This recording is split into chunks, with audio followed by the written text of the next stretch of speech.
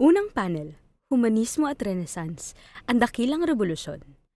Sa mga sumusunod na panel, makikita natin ang isang bahagi ng pagpapakilala sa Elegantiae Linguae Latinae, isang akda ni Lorenzo de Valla mula 1444 na naengkwentro ni Nebrija sa Bologna at nagmarka sa kanyang definitibong lapit sa wikang Latin.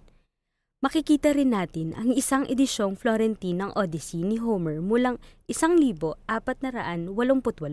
Isang malinaw na pagtukoy sa muling pagbuhay sa mga klasikong manunulat na isinusulong ng mga humanista. Ngunit ano nga ba ang humanismo?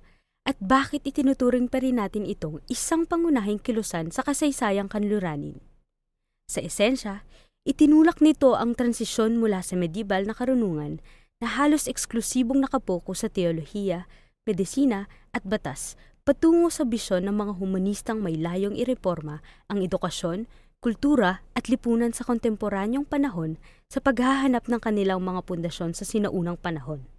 Sa partikular, sa pamamagitan ng muling pagbabasa at pagpapanumbalik ng mga klasikong manunulat na Griego at Latin. Lumitaw ang humanismo sa Italia noong 14 na siglo at lumaganap sa buong Europa noong 15 at 16 na siglo. Binibigyang diin ng mga humanista at kahalagahan ng Latin at kahusayan sa pagpapahayag. Sa mga asignaturang itinuturo sa araling pantao, kasama ang panulaan, kasaysayan at pilosopiyang moral. Bukod sa Latin at Griego, nagkaroon din ng interes sa Hebreo.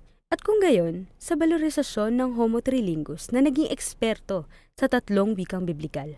Ang pagkakatuklas sa maraming klasikong teksto sa panahong iyon ay nagbunsod ng pagkabuhay na muling sining at agham. Naging daan ito para sa Renaissance, sa pag-iwan sa medieval na kadiliman at paghahatid ng isang bagong bisyong puno ng liwanag ng sinaunang panahon, isang bagong muling pagsilang ng sangkatauhan.